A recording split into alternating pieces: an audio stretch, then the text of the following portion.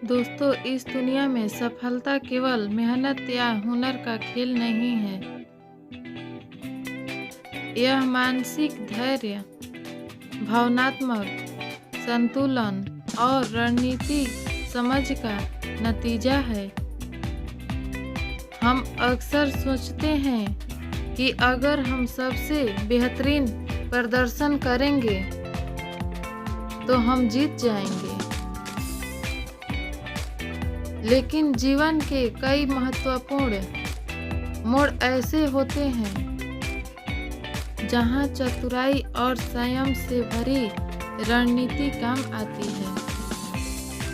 तो एक दर्शन हमें यही सिखाता है, विनम्र रहो, समय का सही आकलन करो और दूसरों के अहंकार को समझदारी से संभालो।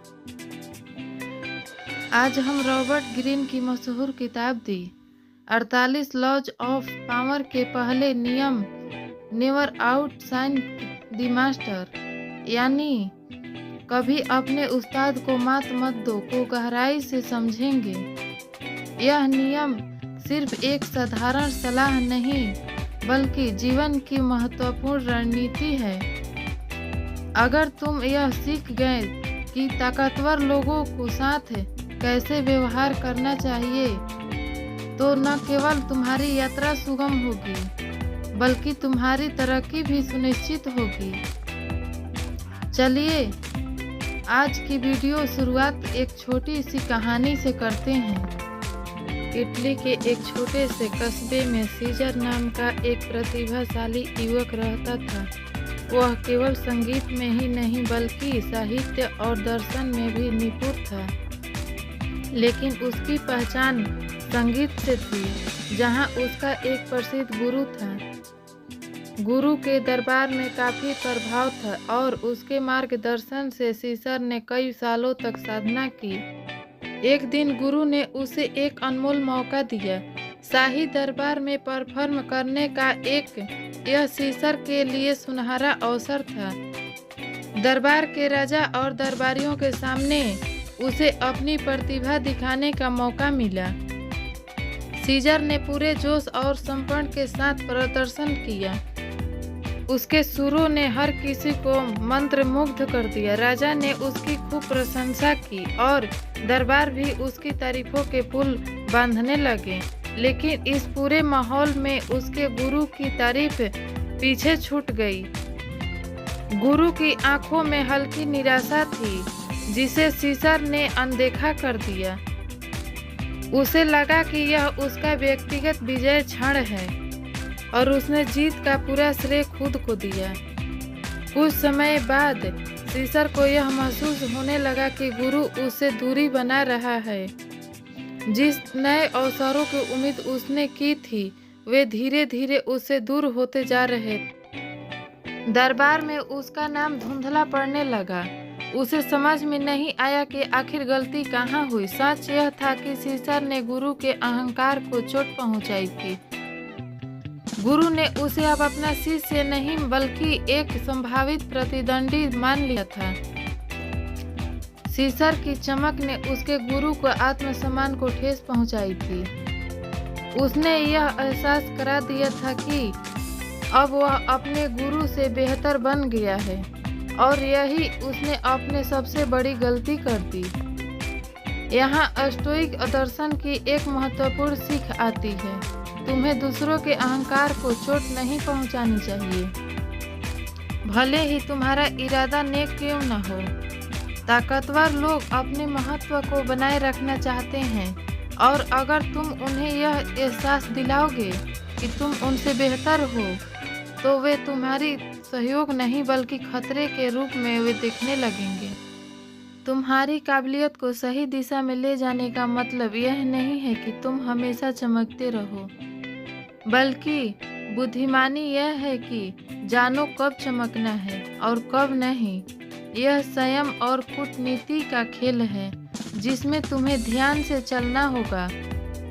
इस नियम का मतलब यह नहीं है कि तुम अपनी काबिलियत को छिपाओ, बल्कि यह है कि अपनी प्रतिभा को सही समय और सही स्थान पर प्रकट करो। यह संयम न केवल तुम्हें संघर्षों से बचाएगा, बल्कि तुम्हें उन लोगों की नज़रों में भरोसेमंद भी बनाएगा जिनके हाथों में सत्ता है।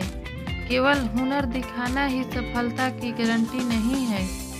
कई बार दूसरों के अहंकार को चोट पहुंचाना तुम्हारे रास्ते की सबसे बड़ी रुकावट बन सकता है। तो एक दर्शन हमें यही सिखाता है, हर किसी के आत्मसम्मान का ध्यान रखना चाहिए, भले ही हमारा इरादा नेक हो। सफलता की असली कुंजी केवल आगे बढ़ने में नहीं, बल्कि यह समझने में है कि कब चमकना है और कब संयम से पीछे हटना है। हर समय बेहतर दिखाना जरूरी नहीं। कई बार सफलता की यात्रा में थोड़ी धीमी गति, संयम और कूटनीति से काम लेना ही सबसे बड़ी जीत होती है। फ्रांस के महान राजा लुईस, जिसे सन किंग कहा जाता था, ने अपनी सत्ता को बनाए रखने के लिए बेहद चतुर रणनीतियां अपनाई। उसने अपने दरबार में यह नियम लागू किया कि कोई भी दरबारी राजा से अधिक ध्यान आकर्षित नहीं कर सकता था। यदि किसी ने ऐसा किया तो उसे तुरंत दरबार से बाहर कर दिया जाता था। लुईस इस बात को भली भांति समझता था कि ताकत केवल वास्तविकता में नहीं, बल्कि उस धारणा में होती है जो लोग तुम्हारे बारे में बनाते हैं।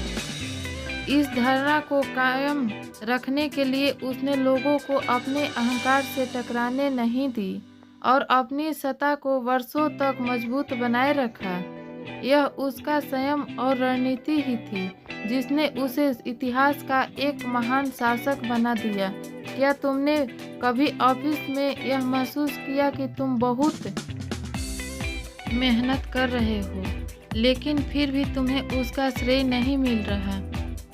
कई बार ऐसा इसलिए होता है क्योंकि तुम्हारी मेहनत तुम्हारे बॉस के अहंकार को चोट पहुंचा देती है। जब उन्हें यह महसूस होता है कि तुम उसकी जगह लेने के लिए तैयार हो, तो वे तुम्हें सहयोग के बजाय खतरे के रूप में देखने लगते हैं। ऐसी स्थिति में क्या करें? बॉस को यह जताओ कि तुम्हारी सफलता उनकी मदद से ही संभव है। जब वे तुम्हें अपना सहयोगी समझेंगे, तब वे तुम्हारा समर्थन करेंगे। ताकतवर लोगों के अहंकार का सम्मान करो। अपनी काबिलियत धीरे धीरे दिखाओ ताकि दूसरों को तुमसे खतरा न लगे।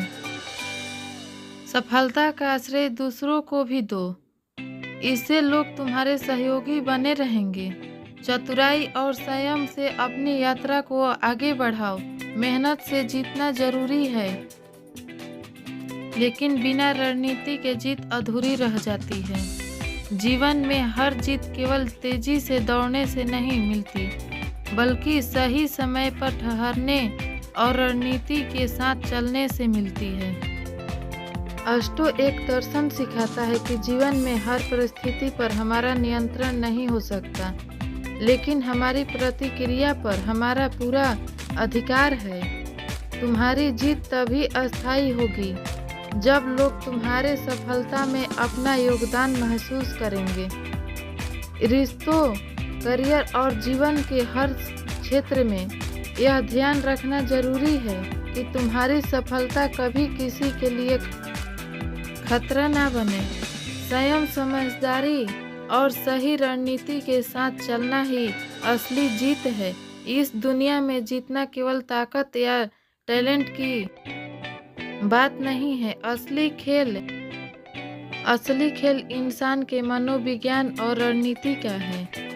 ये खेल हमें वही सिखाता है जो स्टोइक दर्शन का मूल सिद्धांत है। चतुराई से चलो, लेकिन अहंकार से दूर रहो।